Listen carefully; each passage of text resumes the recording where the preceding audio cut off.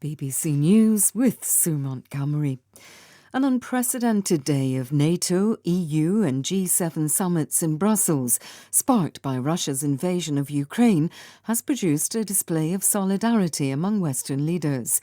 President Biden and the European Commission President Ursula von der Leyen said they were united. Sarah Smith reports. With over 30 world leaders gathered in Brussels for back-to-back summits, the overarching message was that they remain united as well as determined to stand up to Russia's unprovoked invasion of Ukraine. NATO leaders agreed on more sanctions against Russia and more troops to be stationed in 4 member countries in Eastern Europe. President Biden says Vladimir Putin was banking on NATO being split. There will also be additional weapons for Ukraine. NATO remains resolute that it is ready to fight to defend every inch of its territory if any member state is attacked, and is increasing troop readiness in response to what they're calling the new security reality in Europe. Ukraine has accused Russian forces of shelling checkpoints in a town which is home to staff at the decommissioned Chernobyl nuclear power plant. Russia has seized the plant on the first day of its invasion. The UN nuclear watchdog, the IAEA, has repeatedly voiced concern about safety at the facility. The details from Bethany Bell. Ukraine has told the IAEA that the shelling is endangering the homes and families of staff at Chernobyl and preventing the further rotation of personnel to and from the site.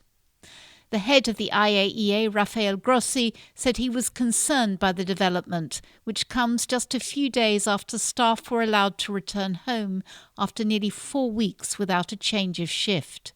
He said the IAEA would continue to closely monitor the situation. A top advisor to President Zelensky says Ukrainian troops have destroyed the Russian army's forward command post in southern Ukraine.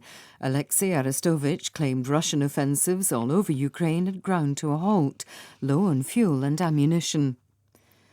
A West African court has ordered the suspension of financial sanctions imposed on Mali when the ruling military postponed elections. The Court of the West African Economic and Monetary Union said its decision was partly based on the damaging impact of the sanctions. Nomsa Maseko is in Lagos. This is a rare victory for the country's ruling junta, which described the sanctions as inhumane. It remains unclear, however, if the court's decision will lead to the lifting of economic restrictions. In January, West Africa's main political bloc had imposed border closures, the suspension of all commercial and financial transactions, and freezing of Malian assets in West African central banks. Mali has blamed the sanctions for its debt default of $180 million. BBC News. Ethiopia has declared an indefinite humanitarian truce, which it says will ensure the free flow of aid to the north of the country. Tigrayan insurgents have not responded to the announcement. The UN says 90% of the population in Tigray is in dire need of humanitarian assistance. Aid flows have been constantly impeded during 16 months of civil war. The French news agency says prosecutors have opened a preliminary inquiry into acts of torture and barbarism allegedly committed by the president of the international police agency Interpol. General Ahmed Nasser al-Raisi denies the accusations. They relate to his former job at the UAE's Interior Ministry. A court in Texas has charged the leader of Mexico's Gulf cartel with drug trafficking. José Alfredo Cárdenas Martínez was arrested a month ago in Mexico City. Prosecutors in Texas said he'd overseen operations to smuggle tons of cocaine, methamphetamine and fentanyl into the US. The reigning European football champions Italy have failed to qualify for the World Cup for the second time in a row after a shock defeat to North Macedonia. The Italians lost their playoff semi-final 1-0. Rory Gallimore reports. 8 months ago, Italy was celebrating wildly in London, having beaten England to win the Men's European Championship.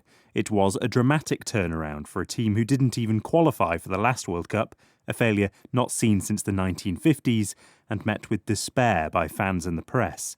But now it's happened again. North Macedonia weren't expected to beat Italy on home soil. They'd barely threatened to score until, in the dying minutes of injury time, Alexander Trajkovski fired home a sensational winner. Italy looked bewildered. They sank to their knees, while North Macedonia were jubilant. They'll play Portugal for a chance to compete in Qatar later this year. BBC News.